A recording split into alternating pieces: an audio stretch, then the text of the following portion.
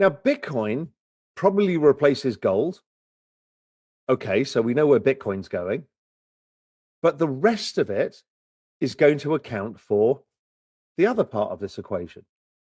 And that comes from this total market cap of the entire space.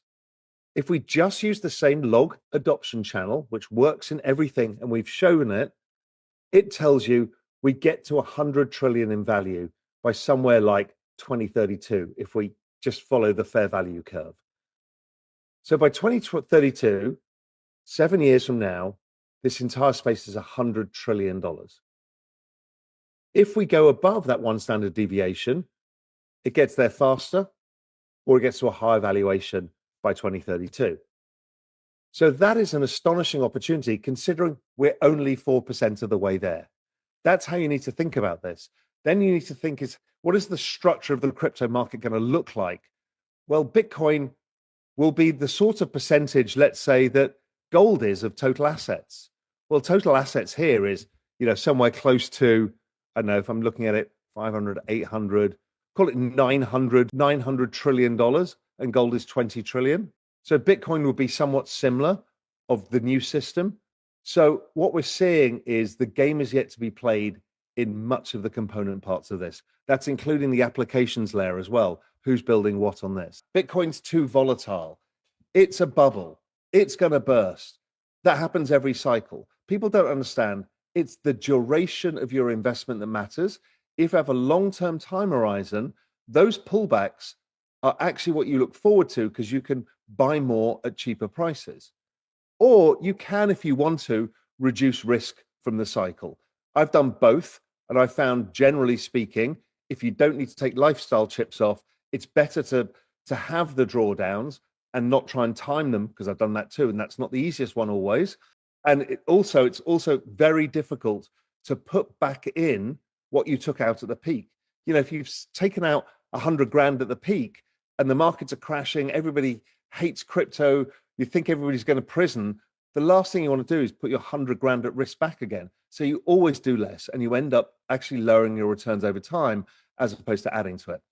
So you've got these assets that are cyclical, that have this incredible adoption rate that well in excess of the debasement of currency, which is crucial. And Bitcoin is the one. But let's first look at our asset management firm, XPAM, where we invest in a broad basket of crypto hedge funds. What we're trying to do within XPAM is capture the trend move from $4 trillion of market cap today to 100 trillion. That won't all be driven by Bitcoin. In fact, Bitcoin dominance over time will change. We're trying to capture the mega trend. That mega trend is so powerful because it's how you unfuck your future. Now, if you look at all of the assets on this table, what we've got is everything in orange here underperforms the debasement of currency. So you're actually getting poorer by owning small caps, REITs, treasuries, preferred, high yields, investment grade bonds, everything, unless you're using leverage. There's only a few. The SPY, well, really that's in line with debasement plus inflation. So when we're looking at those, you've actually only got two asset classes, technology stocks and crypto. And within crypto, you've got these ridiculous returns where Bitcoin since 2012, we didn't go 2011, we didn't go back to 2010 or 9 because the numbers get too stupid, has annualized 130% with that 64% drawdown, 73% drawdown, and 56% drawdown. Ethereum is doing about the same, about 133%, and we expect it to outperform in this cycle as it has done in all of its cycles over time. And Solana is currently, because it's newer in its adoption model, has been outperforming Bitcoin. And then if we were to add SUI in here, which Julian and I are heavily invested in, that has outperformed Solana because it's earlier in network adoption, where you get the steeper part of the adoption curve. So really speaking, there's not many assets to own. You start to think about, okay, I've got crypto and NASDAQ. And I know a lot of you right now are all trading tech stocks because Bitcoin's been in this kind of sideways chop period. So you're all piling into tech stocks. Julie and I have tons of them in the portfolio. We love the technology trend. It's a really easy trade, has been an easy trade. But if you're honest with yourself, if you were to own one or the other, then you find that the NASDAQ has underperformed Bitcoin by 99.94%. What is the point of owning any other asset? This is the supermassive black hole of assets, which is why we personally are all in on crypto, because this is the big one. This is the greatest macro trade of all time. This is why many of the greatest macro investors of all time have moved across to crypto, because it is such a powerful trend with such powerful returns, and the cyclicality makes it also tradable. It's also the most powerful, the greatest macro trade of all time, because it's driven by network adoption. Remember, Metcalfe's law is driven by the number of users and the total value transacted on a network. Go back to Amazon, a perfect network adoption model. Metcalfe's law drives Amazon. People don't understand the valuations of Amazon back in the early days. You see, what happens is they had a number of users and they were only buying books. So the total value of transactions was low, but there was a lot of users.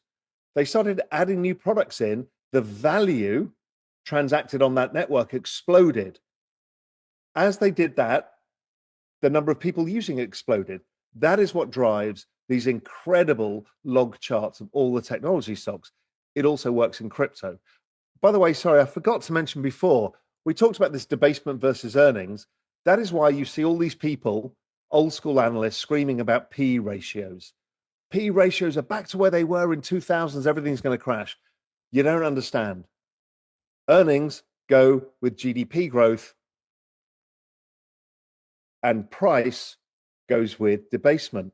P ratio always goes up in periods of debasement. That is how the world works. Which is why valuations look expensive today, because prices are rising with debasement. Earnings are still subdued because the business cycle is subdued. So basically, all that needs to happen between now and next year is earnings need to rise to justify the valuation premium, which is already baked into equities. But PEs will still go up. Correct. There's different valuation. PEs will go up, but it won't go up as fast. But it's being driven by this debasement trend. So, okay, let's go back to this chart. This chart is a killer chart, and everybody mid-curves this. This is total internet users in millions from 1992, when there was first 5 million users of the internet, and crypto users 2016, when there were 5 million. Now, we use wallets as active wallets as a proxy versus active IP addresses. Are they perfect? No. We all have lots of wallets. We all have lots of IP addresses. It is the direction and the rate of change that matters.